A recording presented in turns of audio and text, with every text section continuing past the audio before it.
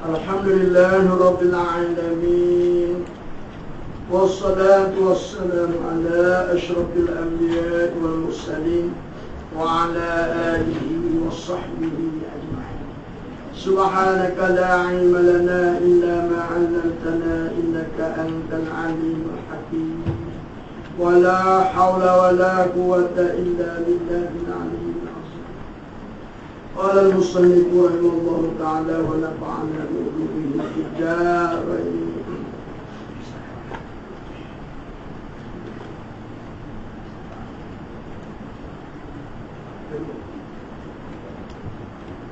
Kedua daripada rukun iman.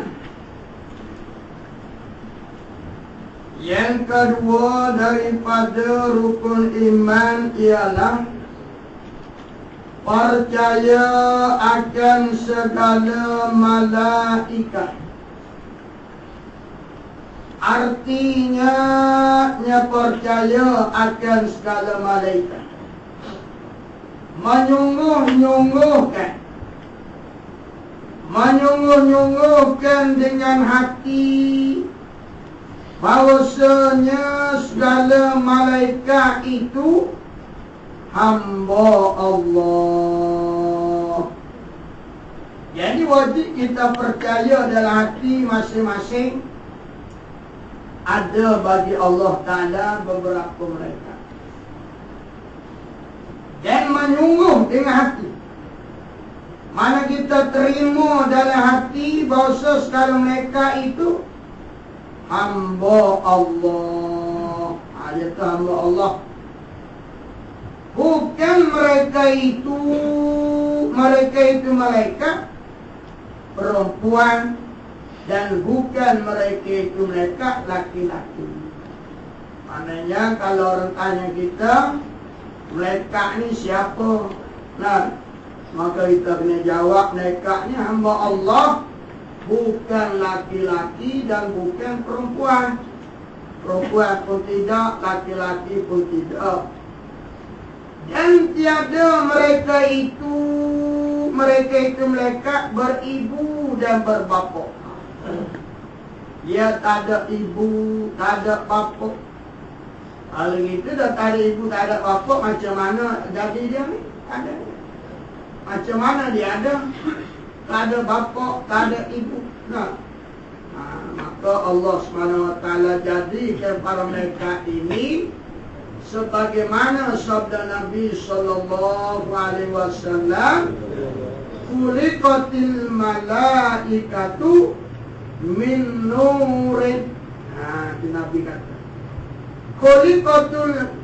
khuliqatil malaikatu, dijadi akan malaikat itu min nurin, daripada cahaya. Daripada malaikat ni jadi pada cahaya. Jadi tidak ada ibu bapa lah dia. Dia jadi pada cahaya. Wa khuliqal jannu min marijin min narin. Allah Ta'ala jadikan jin, wak jin, makhluk jin, min marijin min narin, daripada api yang bernyala-nyala. Ada pun jin, syaitan, iblis daripada api. Daripada api. Nah, wa khuliqa Adamu, dijadikan Adam. Maksudnya kita anak cucu cicit Nabi Adam. Mimma wusifa lakum. Nah, daripada bahagian yang diterangkan bagi kamu. Nah, jadi daripada asalnya, tak daripada air mani. Nah, asal tak ada daripada tanah, kemudian pada air mani. Jadi oleh kerana malaikatnya Allah Ta'ala jadi daripada nur, daripada cahaya. Maka sepatutnya malaikat ini rupanya cantik. Cantik malaikat ini. Waktu Nabi SAW bermunajat dengan Allah Ta'ala di bukit Jabal Nur. Di bukit Jabal Nur. Nabi duduk bermunajat di situ. Bila tatkala Jibril dan menjelma dengan rupa yang asal, sehingga Nabi ini terketar-ketar dan takut. Takutnya Nabi. Takutnya Nabi kejut.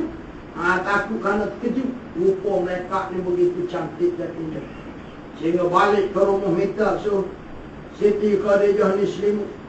Kerana apa takutnya dan kejutnya kerana tak melihat rupa mereka. Jadi antara satu lah, Allah Ta'ala tidak izin kita melihat. Jadi kalau orang tanya kita, kenapa mereka kita tidak boleh lihat, sedangkan mereka boleh nampak kita? Jawabannya, Allah Ta'ala tidak izin kita melihat mereka kerana mereka itu adalah makhluk yang paling cantik. Maka Allah Ta'ala tak pernah kita nampak. Kalau kita nampak mereka yang cantik, nanti bahaya kita. Nanti kita nampak nanti lalai kita, tergoda kita dan sebagainya. Berbeza dengan jin. Adapun jin ini Allah Ta'ala tak bagi kita nampak, sebab jin adalah makhluk yang paling bodoh. Rupa dia paling bodoh, menakutkan, mengerikan. Maka sebab itu Allah Ta'ala tidak perlihatkan kepada kita. Jin boleh nampak kita, kita tak boleh nampak jin. Kalau Allah Ta'ala izinkan kita nampak jin, boleh jadi pensan kita, begitu takut. Bodoh sangat. Boleh takut ke hantu-hantu ke jin lah. Kenapa orang takut ke hantu? Dia bukan makan orang hantu. Tapi kenapa kita takut? Pasal rupa tu menakutkan. Pasal rupa dia bodoh. Ada manusia dan rupa yang sederhana, tidak bodoh, tidaklah cantik sangat. Jadi wajib kita kena etika bahawa ada bagi Allah Ta'ala beberapa malaikat, yang mana malaikat ini bukan perempuan, bukan laki-laki.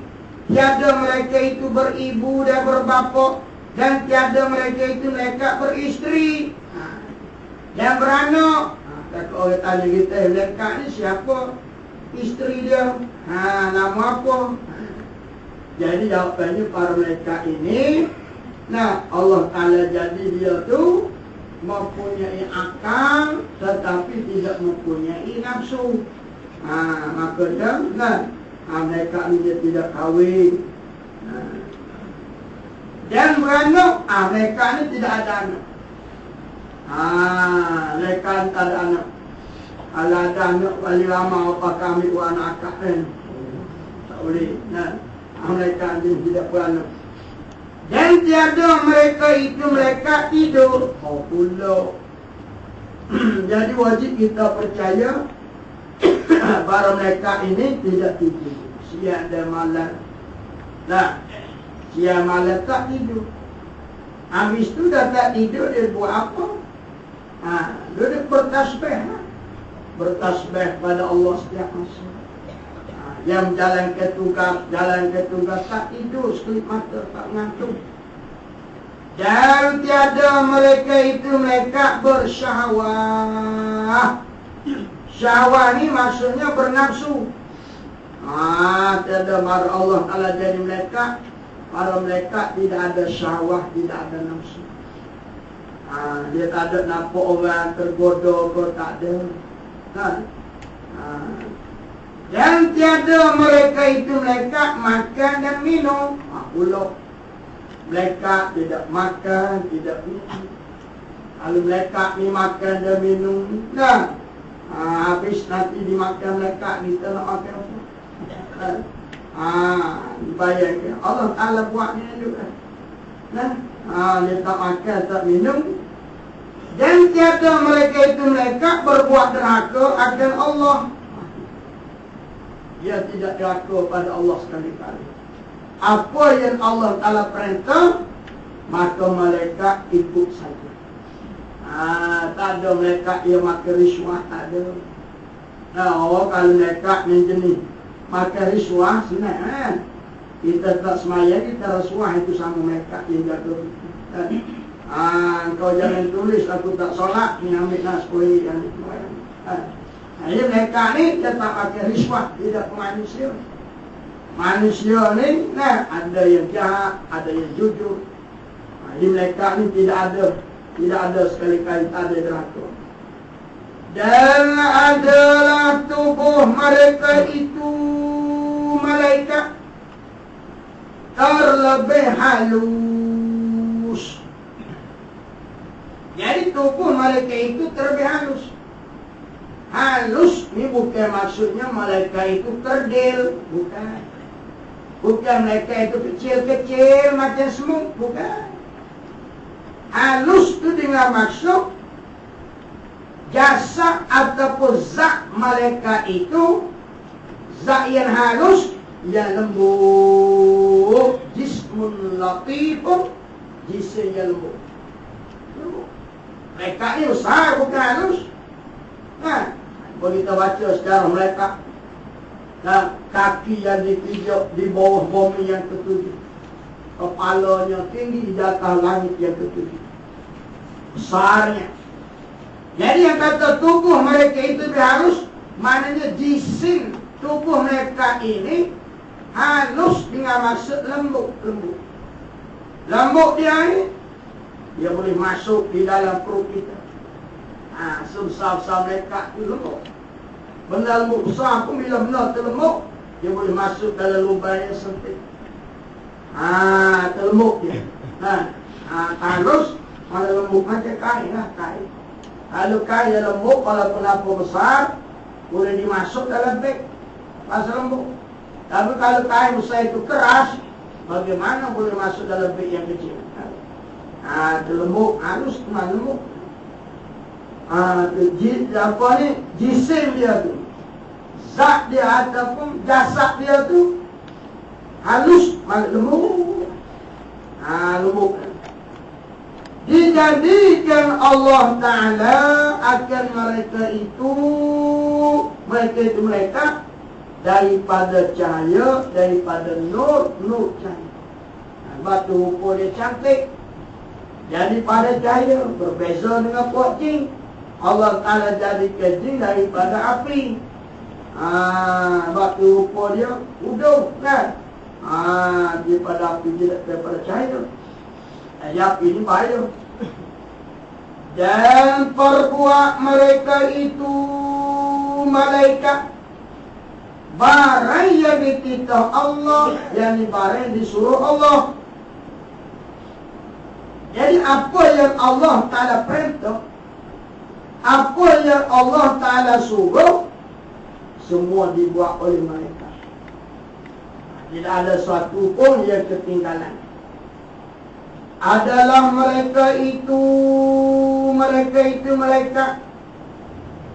atas rupa yang berlain-lainan, atas pekerjaan yang berlain-lainan.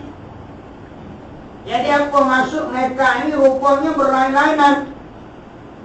Adalah mereka atas rupa berlain-lainan. Maksudnya apa? Yakni malaikat itu boleh menjelma dengan berbagai-bagai rupa yang baik-baik. Berupa yang berlain-lain. Maknanya malaikat itu boleh menjelma. Menjelma, berupa lah. Menjelma ni berupa. Menjelma. Para mereka itu boleh menjelma, boleh berupa dengan berbagai-bagai rupa yang baik-baik. Dia boleh berupa dengan rupa, yang baik, yang cantik, yang bagus-bagus. Yang rupa manusia, dengan rupa burung ke apa ke, menjelma rupa baik. Yang kita nampaknya seekor burung, jangan-jangan itu mereka.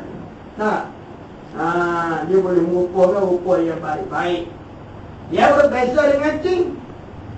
Ada jin dia boleh menjelma dengan rupa yang menakutkan. Yang dia boleh merupa dengan rupa yang baik. Dia jin dia rupa. Nak jin dia nak merupa dengan rupa perempuan yang cantik pun boleh. Nak merupa dengan rupa perempuan yang huduh pun boleh. Ada malaikat dia tidak berupa dengan rupa yang huduh. Dia berupa dengan rupa yang cantik-cantik, yang indah-indah. Kan? Juga ahli malaikat. Jadi ada jin tadi rupa baik pun boleh, rupa jahat pun boleh. Dia boleh merupa dengan rupa ular, boleh merupa dengan rupa burung, boleh merupa dengan rupa biawak, ahli jin. Jin dia boleh merupa. Satu masa dulu di Mekah, ini peristiwa ni berlaku di Mekah. Jadi jin ni dia boleh menjelma dengan rupa manusia. Ya, kalau jin tu yang Islam, yang mukmin, belajar macam kita ni. Bawa kitab, belajar tafsir. Kan? Masa dia nak belajar, dia menjelma dengan manusia lah. Sebab dia nak belajar manusia. Sebab memang dia mengajar ilmunya manusia. Dia bawa kitab, belajar dalam Masjidil Haram. Sama ulama-ulama dalam Masjidil Haram. Dengan rupa manusia. Satu hari kawan dia manusia ni, sahabat ni manusia betul. Dia kawan dengan jin, dia tak tahu kawan dia ni jin. Nampak rupa macam manusia. Dia tanya, dia kata, "Anta tinggal kat mana?" Tanya kawan yang manusia ni. Dia sahabat lama, lepas pelajar ni.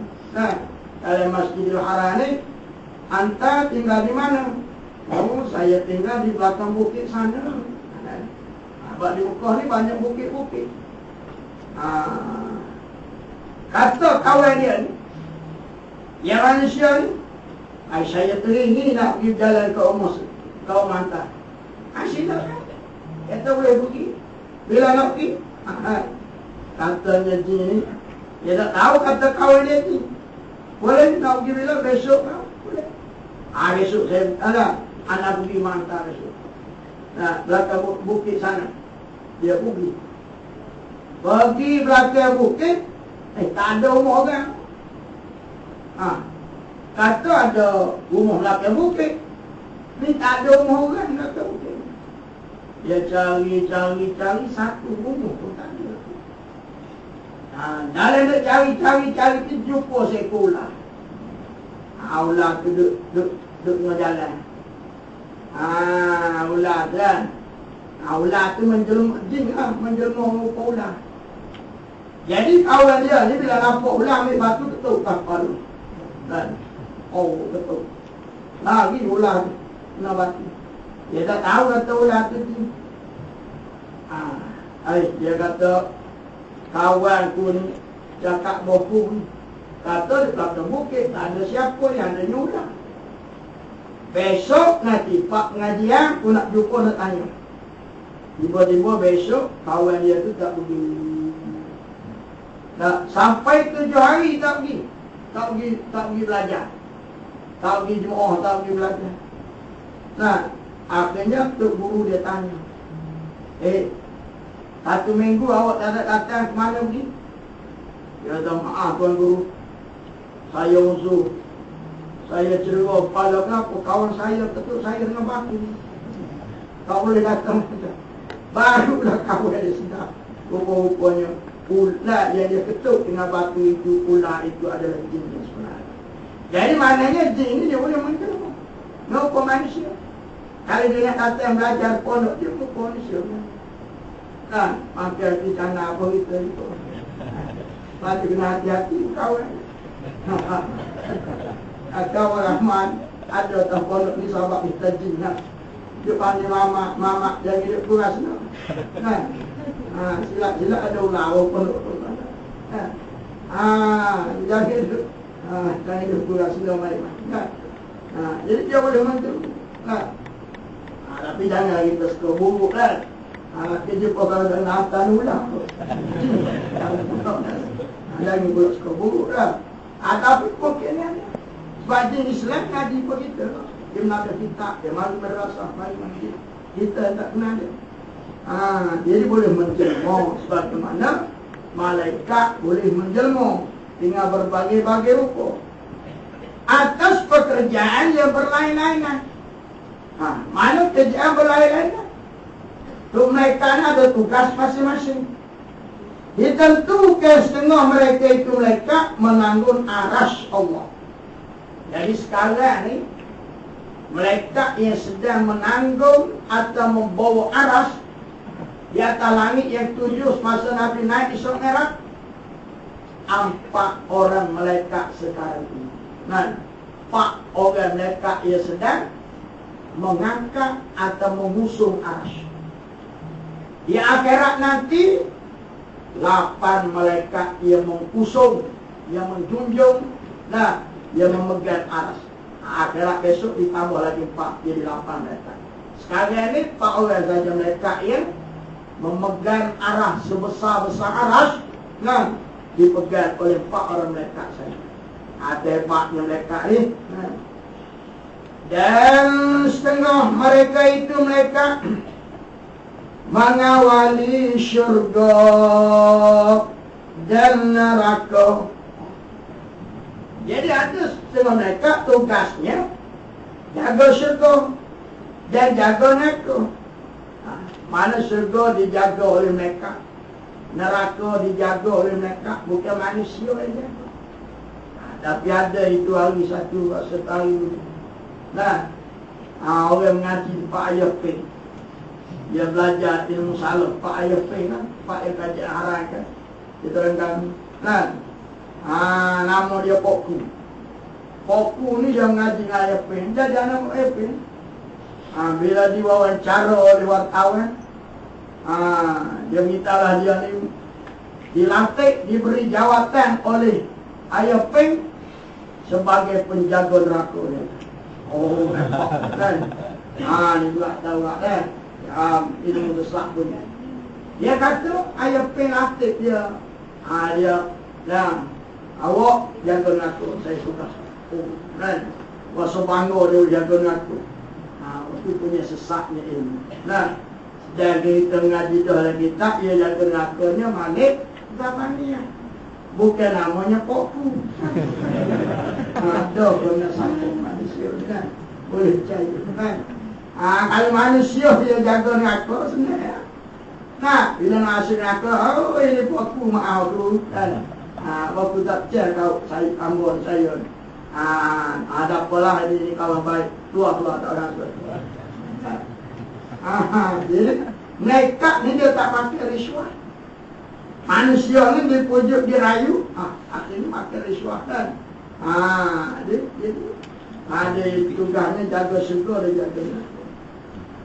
Dan setengah mereka itu rokok, dan setengah mereka itu mereka sujud akan dia akan Allah. Maksudnya punya ramainya para malaikat ini, sebahagian yang kerjanya tak ada lain, sujud semata-mata. Sujud kepada siapa? Sujud pada Allah.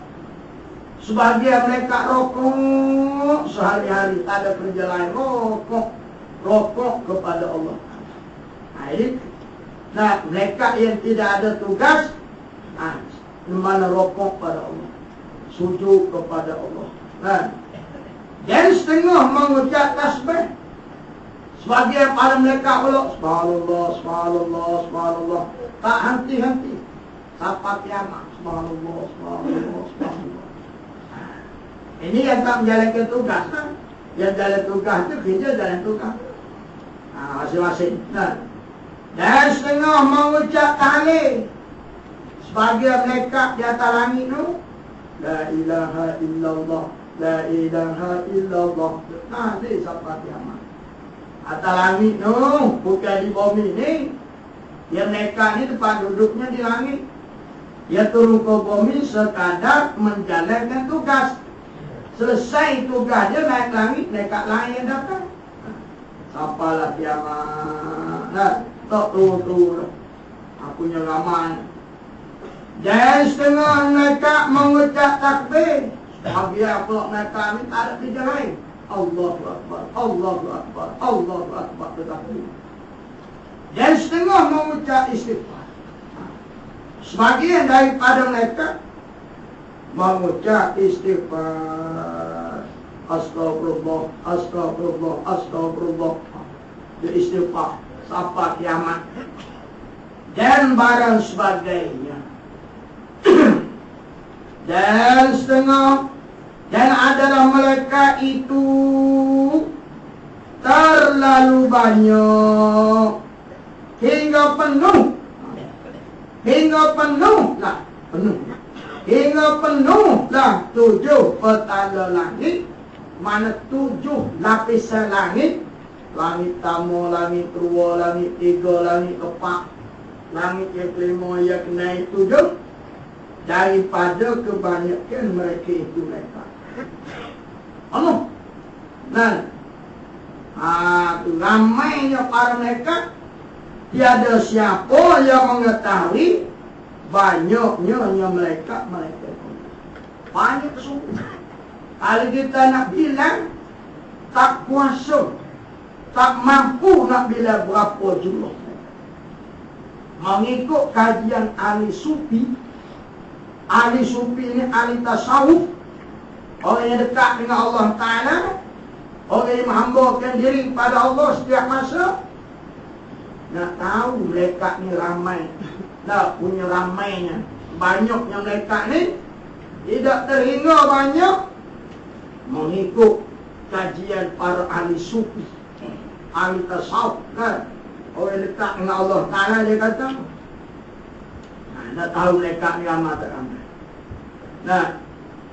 Pada mula-mulanya, Allah Ta'ala jadikan makhluk jin. Makhluk jin. Jadi makhluk jin ni lama dah, banyak dah makhluk jin. Allah Ta'ala jadikan jin dengan manusia ni. Tu lama buat jin. Jadi seramai-ramai puak jin ni, ramai betapa ramainya, ulama tasawuf kata, kalau sekiranya kita naik ke atas langit, kita campur sebatang jarum. Sebatang jarum yang kecil, jarum kecil, jarum yang jahit kain, jarum bukan besar jarum. Sekiranya jarum itu dicampur dari langit, akan jatuh di atas kepala jin. Ini punya ramai. Tak jatuh pun. Ramanya lah, banyaknya pun jin. Itu betapa ramai lah. Pandai-pandai dengan kita manusia ni ramai je. Selama-ramai manusia ni baru 10% daripada buat jin. Kalau kita rasa ramai manusia, nak banding nak buat jin, ramai buat jin, baru 10%. 10% kalau sama-sama manusia ni baru 10% daripada buat jin. Mana ramai buat jin ni lebih daripada manusia ni 90%. Kemudian seandainya dicampur makhluk yang bernama jin tadi dengan makhluk yang bernama manusia, berapa banyak jumlah?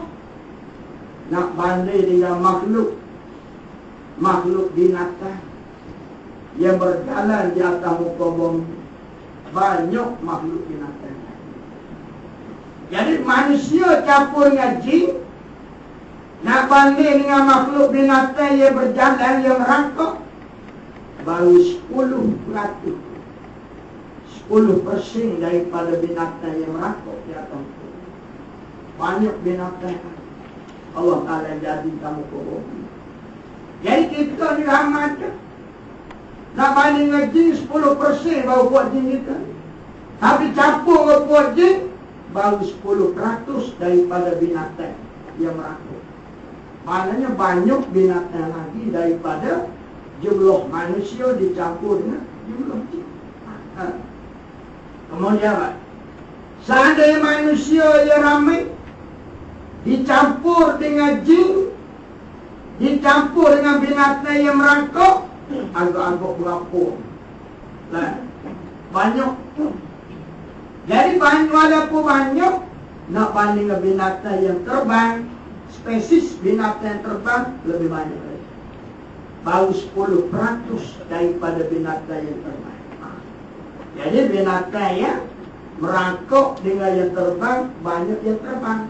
Tengoklah, burung, lalak ke burung, nyamuk pun dekat sembuh dalam tempat.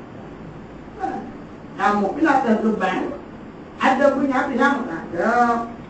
Ada kata mati dah, nyamuk kena sembuh pula, denggi tak ada. Sembuhlah mana-mana pun tak ambil api nyamuk. Itu menunjuk binatang terbang tak lebih banyak daripada binatang yang merangkak yang tak boleh terbang. Binatang yang merangkak lebih banyak daripada jin. Jin lebih banyak daripada manusia. Campur keseluruhan. Nah, makhluk yang bernama jin dengan makhluk yang bernama manusia, dengan makhluk binatang yang merangkak, dengan makhluk binatang yang terbang, hanya baru 1/10. Mana baru 10% daripada binatang yang berenang dalam air. Banyak binatang yang berada dalam air berbanding dengan binatang yang terbang, berbanding dengan binatang yang merangkak. Banyak dalam lautan. Masya Allah. Dan Allah Ta'ala jadi makhluk dalam laut lebih banyak daripada makhluk di atas muka bumi. Banyak. Talinya tengok ikan. Hari-hari kita nak pakai ikan 4-5 ekor, hari sekali 2 kilo ada pun habis. Kita tanya oleh 2 ikan. Ada pun orang lapar tak pakai ikan, habis ikan lautan. Tak pernah. Tangkap banyak banyak. Kali makan 10 ekor pun tak habis. Banyak ikan. Makhluk dalam laut lebih banyak daripada makhluk di atas bumi. Banyak. Jadi keseluruhan campur jin, campur manusia, campur binatang merangkak terbang, baru 10% daripada binatang yang ada dalam air. Itu banyaknya kan. Kemudian dicampur ke semua. Puak jin campur dengan manusia, campur dengan binatang yang merangkak, yang berjalan, dengan binatang yang terbang, dengan binatang yang berenang di dalam air, baru 10% daripada mereka yang berada di atas langit yang pertama baru. Baru langkah. Kalau campur semua jin, manusia, binatang darat, binatang terbang, binatang dalam air, dengan mereka pada langit yang pertama, jumlah keseluruhan baru 10% daripada mereka yang berada pada langit yang kedua. Maknanya mereka langit kedua semakin banyak, semakin ramai. Campur dengan mereka langit kedua, baru 10% daripada mereka langit ketiga. Campur dengan langit yang tiga, baru 10% daripada mereka langit yang keempat. Campur dengan mereka keempat, baru 10% daripada mereka yang ada di langit yang kelima. Campur dengan yang kelima, baru 10% daripada mereka yang ada pada langit yang keenam. Campur dengan langit yang keenam, baru 10% daripada mereka yang ada pada langit ketujuh. Cuba aduk berapa banyak tamam mereka. Itu mereka ni ramai suruh. Jadi natijahnya apa? Bila kita tahu bahawa mereka itu terlalu ramai tidak terhingga. Tak terhingga ramainya, mereka ini pengajaran pada kita. Ialah, hitungkanlah dulu sebelum kita buat satu-satu. Seandainya kalau kita nak buat itu baik, teruskanlah. Kalau benda baik, teruskanlah. Kalau benda itu jahat, jangan sekali-kali kita buat. Sebab apa? Kalau mereka yang menyaksikan perbuatan kita, terlalu banyak. Nah, berbalik. Kalau mereka itu terlalu banyak, adakah terlepas kita daripada kesalahan dosa itu? Nah, kita nak mencuri, fikir ini. Manusia tak mampu. Tapi semua mereka yang tidak terhitung kembali menjadi saksi atau apa yang kita lakukan dosa. Itulah kalau benda baik, teruskan. Benda tak baik, fikir dulu sebelum buat. Kenapa? Mereka yang jadi saksi terlalu banyak. Tidak terhitung. Ini nak kata, nah, jadi banyak mereka Allah saja. Dan pilihan daripada mereka itu mereka. Dan penghulunya mereka. Penghulu ni maknanya ketua.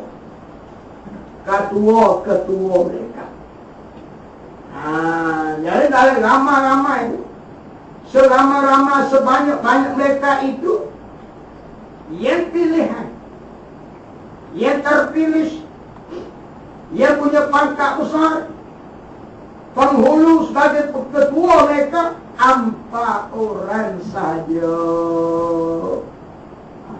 Lama-lama mereka tidak terima. Banyak kan?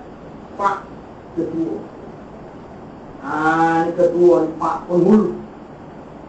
Yaitu penghulu yang 4. Mana penghulu yang 4? Yaitu yang pertamanya Jibril alaihissalam. Ini mereka yang nombor 1. Nah, Jibril alaihissalam. Yang mana pekerjaannya, pekerjaan Jibril menyampaikan wahyu. Menyampaikan wahyu kepada siapa? Kepada Rasulullah sallallahu alaihi wasallam. Menyampaikan wahyu kepada Rasul-Rasul. Dia tidak menyampaikan wahyu pada kita manusia ni, hanya kepada Rasul, pada utusan Allah dan juga para nabi-nabi. Tugas Jibril menyampaikan wahyu. Itu tugas dia. Yang kedua, Mikail. Ini penghulu mereka, ketua punya mereka. Pekerjaannya Mikail menentukan hujan, menentukan rezeki segala hamba Allah. Jadi yang kedua ni mereka yang bernama Mikail, kerjanya ialah menentukan. Apa maksud menentu? Mengatur, mengurus tentang hujan. Dalilnya mana? Cuba kita lihat. Nah, ada negeri yang hujan, ada negeri yang tidak hujan. Di Kelantan sendiri. Nah, hari Jumaat itu hari Jumaat. Di Pasir Putih hujan. Nah, di Kota Baru tidak hujan. Jadi kenapa gitu? Sedangkan hujannya turun dari langit. Kenapa di sana hujan, di sini tidak hujan? Inilah pekerjaan Mikail yang mengatur hujan itu turun. Dia yang mengatur. Dia mengatakan sekarang hujan turun di Pasir Putih, di Kota Baru tidak. Maka itu semua siapa yang atur? Siapa yang atur? Yang aturnya tugas mereka Mikail. Nah, kita pergi di satu tempat, di situ hujan lebat. Nah, kita balik ke kampung kita tidak hujan. Kenapa hujan tetap? Tak semuanya. Karena yang aturnya ialah Mikail. Kalau hujan turun sendiri, habis semua hujan. Dah daripada langit semua turun. Inilah. Mana ada yang mengaturkan tempat ni sepatutnya hujan. Kota Baru tak perlu hujan. Apa tak hujan? Bagus dengan tempat hujan, dengan tempat tidak. Ini adalah pekerjaan mereka Mikail. Dan menentukan rezeki segala hamba Allah. Apa maksud menentu rezeki? Yakni mengaturkan rezeki. Nah, rezeki tidak sama. Nah, lihat orang berniaga, sama-sama berniaga, tempat yang sama, di pasar malam yang sama. Ada kawan dapat untung banyak, ada kawan dapat untung sedikit. Siapa yang mengatur itu semua? Yaitu mereka Mikail. Nah, kalau tidak ada yang atur, semuanya dapat rezeki banyak. Dan tak ada yang atur. Tak ada orang yang nak sedikit tak. Tak ada orang yang nego aku nego orang nak sedikit je. Ada. Kalau boleh mau habiskan balik dua orang. Tapi kenapa tak habis? Karena di situlah terletaknya ada pengurusan. Yang mengurusnya ialah Mikail. Dia yang mengurusnya rezeki. Ada orang yang dapat rezeki, ada orang yang tak dapat. Walaupun berniaga di pasar malam yang sama, di tempat yang sama, barang yang sama, tapi orang itu dapat untung banyak, kita dapat untung sedikit. Maka di situlah ada yang mengatur tentang rezeki, yaitu mereka Mikail. Yang ketiga Israfil. Ini penghulu punya mereka. Dan Israfil meniup sangkakala. Meniup sangkakala. Apa dia sangkakala? Meniup sangkakala maksudnya menjaga semboyan. Nah, semboyan. Semboyan kiamat. Dalam bahasa mudah semboyan lah. Orang dulu dia panggil sangkakala. Semboyan macam trompet. Nah, bila sampai masa dunia ni kiamat, dia pun tiup macam trompet lah. Nah, dia letak di bibir mulut. Semboyan. Orang kata semboyan telah berbunyi. Semboyan di radio kau. Nah, tiup kaya buat. Jadi tugas mereka Israfil meniup sangkakala. Jadi tugas mereka ini meniup sangkakala ialah 2 kali. 2 kali. Kerja dia tinggi. Ini mereka ni. Israfil. Tiup kali yang pertama, mana mereka Israfil ini akan meniup semboyan. Meniup sangkakala kali yang pertama ketika hendak menghancurkan alam ini. Bila alam ini nak dihancur, ditiup. Bila ditiup, seluruh alam ini akan hancur remuk. Itu kali yang pertama. Nah, tiup kali yang kedua ketika nak membangkitkan manusia di padang mahsyar. Semua manusia berada di alam kubur, ditiup kali yang kedua, maka keluarlah kita semua di padang mahsyar. 2 kali. Ini tugas dia. Tiup semboyan, tiup sangkakala. Kalau kita panjang umur, kita boleh dengar. Boleh dengar lah tiupan. Seorang satu mereka yang meniup, seluruh alam bisa dengar. Boleh dengar. Bila dengar ni habis pukul. Pukul yang ambil ni. Nanti amat ni. Menggegar segala bukit, gunung. Macam gempa bumi, kering air laut dan sebagainya. Dengan tiupan kali yang pertama sana. Dan yang keempat Azrail. Mereka Azrail. Ini penghulu punya mereka. Yaitu Azrail. Pekerjaannya Azrail mengambil nyawa segala yang bernyawa. Tiap-tiap yang bernyawa, sama ada manusia, sama ada jin, sama ada binatang. Siapa saja yang hidupnya dengan nyawa, maka ditugas Azrail lah yang mengambil nyawa. Ini yang paling takut. Azrail. Malaikat maut orang panggil, boleh berlaku. Nak panggil Azrail pun boleh, nak panggil malakul maut pun boleh. Tugas dia mengambil nyawa. Jadi ramai yang mati sudah, kerja dia lah cabut nyawa. Habis yang memati Allah. Yuhyi wa yumiit. Yang menghidup, yang memati Allah. Tapi tugas Azrail ialah nak mengambil nyawa. Bila Azrail cabut nyawa, Allah Ta'ala pun mematilah seseorang itu. Sebab tu wajib kita jaga nyawa dan supaya selamat. Pindah tanah siapa rasa kan? Maka Azrail inilah akan mengambil. Bila Azrail mengambil nyawa, apa akan jadi? Bila Israel datang memanggil dan seluruh tubuh akan menggigil. Tahu dia nasib kan? Bila Israel datang memanggil, dia. Dan seluruh tubuh terus menggigil. Aduh kan? Itulah kita. Ingat hati-hati lah. Di mana saja boleh lah. Tak kira di rumah, tak kira di jalan.